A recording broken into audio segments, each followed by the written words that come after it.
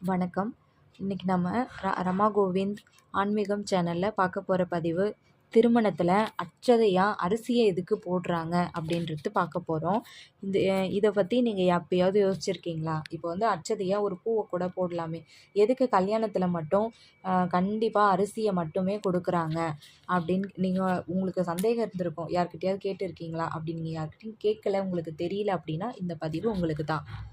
இப்போது திருமணம், சீமந்தம், பிறந்த நாள், பூப்புனித நீராட்டு விழா, கிரகப்பிரவேசம் அப்படின்னு எந்த மங்கள நிகழ்ச்சி அப்படின்னாலும் பெரியவர்களின் ஆசி அட்சதை மூலமாக தான் நமக்கு பரிபூரணமாக கிடைக்கும். அதாவது அட்சதை அப்படின்னா என்னன்னு பார்க்கலாம்.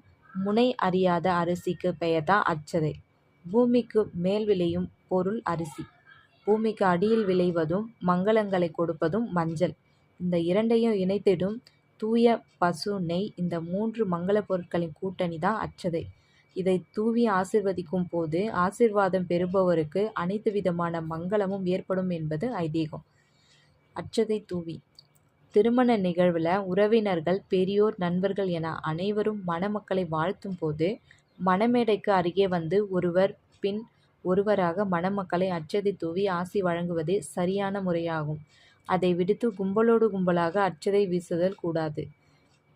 மங்கள நிகழ்ச்சிகளில் அட்சதை தூவி ஆசி வழங்குவது எதற்காக அப்படின்னா, மனிதர்களுக்கு மட்டுமல்லாது அனைத்து ஜீவராசிகளுக்கும் தேவையான உணவை வழங்கும் அரிசி போல் இந்த சமூகத்தில் அனைவருக்கும் உன்னால் அல்லது உங்களால் நன்மை கிடைக்க வேண்டும் என்று கூறி வாழ்த்துவதற்காகத்தான் அவ்வாறு செய்யப்படுகிறது.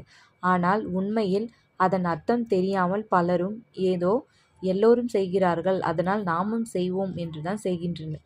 இதை விடுத்து இனி வருங்காலங்களில் மங்கள நிகழ்ச்சி நடைபெறும் இடங்களில் நீங்களும் கலந்து கொள்ளும்போது அர்ச்சனை தூவுவதன் அர்த்தம் புரிந்து வாழ்த்திட்டு வாங்க அப்படின்றது தான் என்னுடைய முழுமையான பதிவு.